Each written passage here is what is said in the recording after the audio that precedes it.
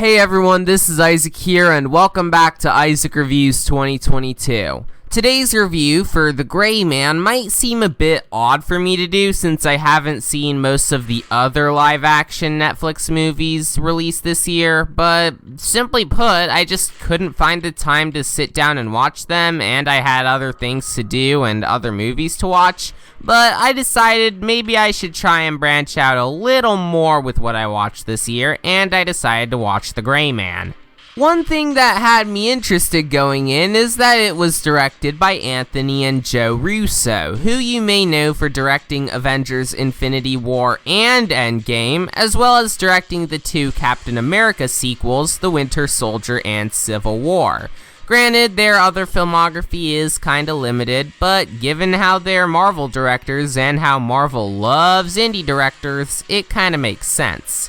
Okay, now putting aside who it's from, I guess I should talk about the movie.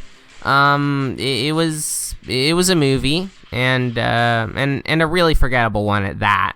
And it all boils down to how generic it was. I mean, yeah, I've stated countless times that a generic script can be done really well with good execution, but this is just not one of those movies. It's just a boring and formulaic action flick with the good guy and the bad guy, a kid in danger, and things exploding. I mean, sure, some of the action was okay, but it is hampered a bit by how awful the lighting is for a good majority of the film.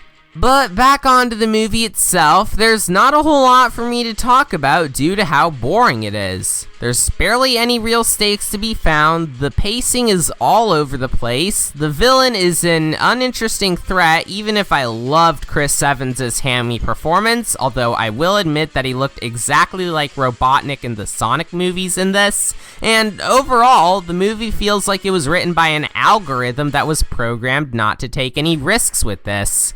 Again, I wish I could keep going, but there's not that much else for me to talk about, so let's conclude this review here.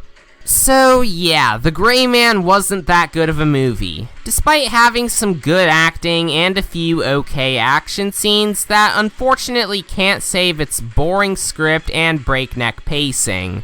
Even if you're a fan of the Russo's Marvel films, you won't be missing much if you skip on it. But if you want something good from modern Netflix to watch instead, I'd definitely go with The Sea Beast, since it's way more exciting and actually has interesting writing and characters. As for The Gray Man, I'm gonna have to give it a 4 out of 10. And unfortunately, that won't be the last terrible movie I see this month. That honor is probably gonna go to DC League of Super Pets. Yeah, this movie looks terrible. With the horrendous looking animation and unfunny jabs at Marvel, I'm very certain that I won't be in for a good time. Hopefully you all had a good time with this review though. If you did, be sure to like this video and subscribe for more crap like this, and I'll see you all next time. Bye!